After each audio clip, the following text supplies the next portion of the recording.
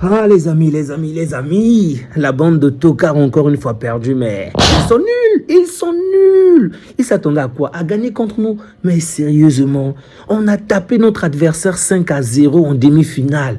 Eux, ils ont galéré contre l'Atlético, sans oublier que c'est l'Atlético qui méritait la victoire. Ils ont juste été encore une fois plus adroits que l'adversaire, et c'est ainsi qu'ils se sont qualifiés. Et les mecs s'attendaient à gagner contre nous. Vraiment. Les amis, j'espère que vous allez bien et que tout se passe merveilleusement bien pour vous. Mais comme vous le savez certainement, nous venons de remporter notre 16e trophée. Ouais, c'est juste magnifique. Contre notre adversaire, contre notre rival. J'avoue que je suis vraiment satisfait, vraiment satisfait. Vous l'avez certainement suivi la dernière vidéo où je disais que c'était clairement pas l'adversaire que je voulais parce qu'en finale contre le Real, ils deviennent des fous. Il y a toujours des scénarios de folie qui se produisent et du coup on peut perdre. Et lorsque j'ai suivi pas mal de communautés barcelonaises, en tout cas, la majeure partie des commentateurs ne voulaient vraiment pas affronter le Real. Vous savez, parce que tout pouvait se faire et en plus perdre une finale face à l'adversaire, ce n'est pas du tout ce que l'on souhaite. Mais au final, la grande équipe a encore une fois gagné. En plus, on l'a largement mérité cette victoire, vraiment largement. Le score ne reflète pas réellement ce qui pouvait se faire dans ce match parce que l'adversaire n'a pas existé. Il était drogué, faible, apathique. Toute la première période, c'était du n'importe quoi, j'avoue. En seconde période, ils ont quand même été impressionnants. Mais la première période, c'était trop nul de la part de l'adversaire. Le Real a joué complètement la carte défensive. Ils attendaient que des contre-attaques, des jeux solo pour pouvoir s'en sortir. Sinon, collectivement, le Real était vraiment... Alors là, je vous dis, ils étaient tellement pauvres. C'était pauvre collectivement, pauvre offensivement. Mais bref, la première période, il y a eu pas mal de choses à dire. Déjà, on a eu une période vraiment de folie, mais c'était vers la fin que tout est vraiment parti en cacahuète. Parce qu'on réussit à marquer un premier but de la part de Rafinha à la 36e minute. Et Rafinha... Merci déjà pour les 2 buts que tu as marqués aujourd'hui. Mais avant qu'il ne marque le premier but à la 36e minute, il faut quand même le signaler. Il a raté une énorme, vraiment une action où on l'avait tout offert sur un... Tout offert, vraiment, je vous dis tout offert. Il a complètement raté cela. Je ne m'attendais pas. Tout offert sur un plateau, c'est ce que je voulais dire.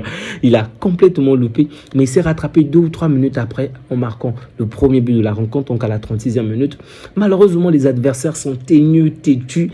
Ils vont réussir à revenir au score à la 45e minute. Vraiment, encore une fois, une action solo de Vinicius. Je tiens à le signaler, il a fait un excellent match, vraiment très bon match de Vinicius, qui marque à la 45e minute, je crois à la 47e, on va dire plus les 2 minutes à récupérer, mais on ne s'est pas relâché, ok. Nous également, on a marqué 2 minutes juste après avec Lewandowski, bravo Levan, donc 2-1, mais on croyait que c'était la fin, mais l'arbitre nous réservait quelques surprises parce qu'il n'a pas voulu siffler la fin, il a laissé le match se poursuivre. Malheureusement, Gonzalo Garcia a pu marquer lui également. Donc, c'était sur un coup de pied arrêté. Donc, 2-2. La première période s'est terminée sur ce score-là. J'avoue, on a largement dominé la première période, mais nous n'avons pas été adroits. On a manqué vraiment de fitness. On n'a pas été assez chirurgical. Tandis que l'adversaire qui était apathique, qui était vraiment nul, qui a joué que la carte défensive, s'est procuré 2 occasions dangereuses et elle a vraiment profité de ces 2 occasions. Bon, l'adversaire a profité de ces 2 occasions. Bref. Donc, la première période se termine sur ce score de 2 buts partout. En deuxième période, j'avoue que j'ai quand même trouvé la deuxième période plus intéressante que la première. Il y avait beaucoup plus d'intensité, beaucoup plus de duels. Okay. Je dirais que la deuxième période a quand même été un tout petit peu équilibrée. On avait toujours l'ascendant sur le Real Madrid, mais c'était moins important qu'en première parce que la première période, on a pratiquement joué que dans le camp du Real. Vraiment, on a passé la majeure partie du temps dans la partie du Real. Ok. Mais en deuxième période, ils ont quand même réussi à se procurer pas mal d'opportunités. Et au final, le score a vraiment mis du temps avant de bouger, vraiment mis du temps. C'est aux alentours de la 73e minute, au final, que Rafinha va doubler le score. Suite à une perte de balle, je crois que ça devait être de Valverde ou Camavinga, je ne sais plus trop. En tout cas, un joueur du Real va perdre la balle au centre du terrain. Bref. On va vraiment faire le nécessaire pour se relancer et vraiment faire la différence. Mais ce que je tenais à souligner déjà de notre côté, c'est qu'on a vraiment on a vraiment joué la carte collective, ok, du début jusqu'à la fin du match. C'est vrai qu'il y a eu des moments où on commettait quand même des erreurs, mais on a peut-être commis moins d'erreurs que l'adversaire. Toujours collectif, bien évidemment, tandis que l'adversaire, c'était l'exact opposé. Le milieu était rassurant, l'attaque. J'aurais vraiment souhaité que nos attaquants puissent être plus chirurgicaux aujourd'hui, mais on n'a pas été assez adroit. Défensivement, on a encore pas mal de limites, mais c'est quand même intéressant. Et il faut encore une fois le signaler, sans Joan Garcia, je ne sais pas si on aurait gagné ce match. Vraiment, il a fait d'excellents arrêts. Bravo à lui. J'espère juste qu'il va même remporter ce titre à la fin de la saison. Juste une petite statistique qui ne va certainement pas vous choquer parce qu'on est l'une des meilleures équipes, pour ne pas dire la meilleure équipe dans le domaine, la possession de balle. C'est ça vraiment. On joue contre deux grandes équipes, deux meilleures équipes du monde jouent. Et d'un côté, on a le Barça avec 71% de possession, l'adversaire 29%. Juste vous montrer de quelle manière le fossé est tellement grand entre les deux équipes. 29% de possession. Mike, mais ils ont joué donc... C'était quoi en fait l'adversaire aujourd'hui? La précision des passes, on était à 93, le Real était à 80%. C'est honteux, vraiment c'est honteux pour un club comme le Real. Une petite équipe de deuxième division, une petite équipe du milieu du tableau, c'est compréhensible 29%. Mais on parle du Real, bon sang, du Real. Bref, juste vous montrer de quelle manière on a vraiment été dominant face à eux. Et les deux buts étaient vraiment, on va dire, une anomalie, s'il faut le dire ainsi. Parce qu'on méritait beaucoup plus. C'est Courtois qui a été un très bon gardien. Encore une fois, il a vraiment sauvé ce bateau pendant un bon bout de temps. Mais au final, il a fini par céder. Et c'est ce qui a permis en sorte que nous puissions gagner le match. Bon, l'entrée de Mbappé n'a pas vraiment été pertinente. Ce qu'on comprend, il a eu une blessure normalement de 3 semaines. Il est revenu trop tôt. Il est rentré pratiquement en fin de match. Il n'a pas été très intéressant. Bien évidemment, il a quand même été important, décisif, défensivement, mais c'est seulement après le carton rouge de De Jong qu'on a vraiment senti l'apport qu'il a apporté. Et là, je dois dire qu'il a vraiment apporté du danger après le carton rouge. Mais avant le carton rouge, non, pas grand-chose. Bon, le carton rouge de De Jong, et vous le savez certainement, j'aime ce joueur, vraiment j'aime ce joueur. C'est peut-être pas la grande star du Barça, mais pour moi, comme je l'ai toujours dit, c'est le joueur que je préfère le plus à ce Barça. Mais je dois quand même avouer que là, il commence vraiment à me taper sur les nerfs parce que ce n'est pas le premier carton rouge qu'il obtient cette saison.